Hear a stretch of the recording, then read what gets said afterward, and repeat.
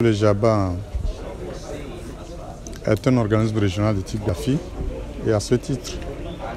il a pour mission essentielle de conduire les évaluations mutuelles de ses États membres. Et nous avons constaté au cours de ce processus démarré depuis 2016 dans le cadre du deuxième cycle des évaluations mutuelles que nos États membres n'arrivent pas à participer activement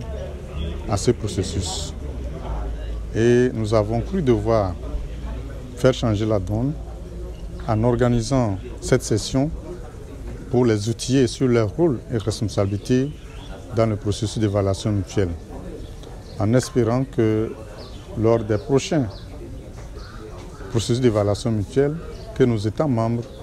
vont contribuer non seulement par leurs commentaires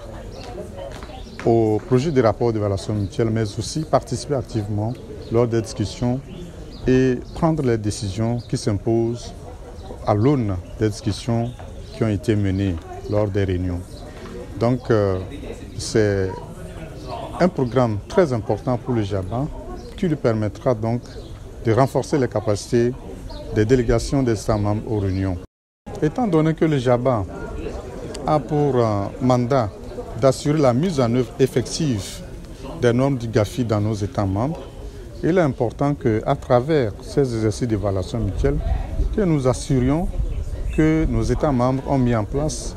des dispositifs juridiques et institutionnels efficaces et conformes aux standards internationaux définis donc au plan international. Les États sont en train de faire des efforts,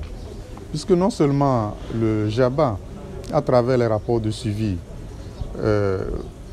incite les États membres à corriger les lacunes, surtout en ce qui concerne leur législation, mais au niveau international, le GAFI aussi accompagne les États membres qui sont sous le processus du CRG à prendre des mesures pour pouvoir corriger et surtout améliorer leurs dispositifs de lutte contre le blanchiment de capitaux et le financement du terrorisme. Et comme vous le savez, notre région fait face actuellement aux attaques terroristes et cela est dû essentiellement aux faiblesses de nos systèmes juridiques et institutionnels de lutte contre ces fléaux. Lorsqu'un rapport d'évaluation mutuelle est adopté, ce rapport comporte non seulement les acquis du dispositif juridique et institutionnel, mais aussi il révèle des insuffisances. Et au regard de ces insuffisances, les recommandations sont formulées. Et chaque État membre fait des efforts à travers les plans d'action qu'ils définissent pour pouvoir mettre en œuvre ces recommandations et améliorer leurs dispositifs juridiques et institutionnels de lutte contre le blanchiment de capitaux et le financement du terrorisme. Donc, tout ce que je peux faire, c'est vraiment d'exhorter les États membres à persévérer dans l'effort en vue de l'amélioration de la situation.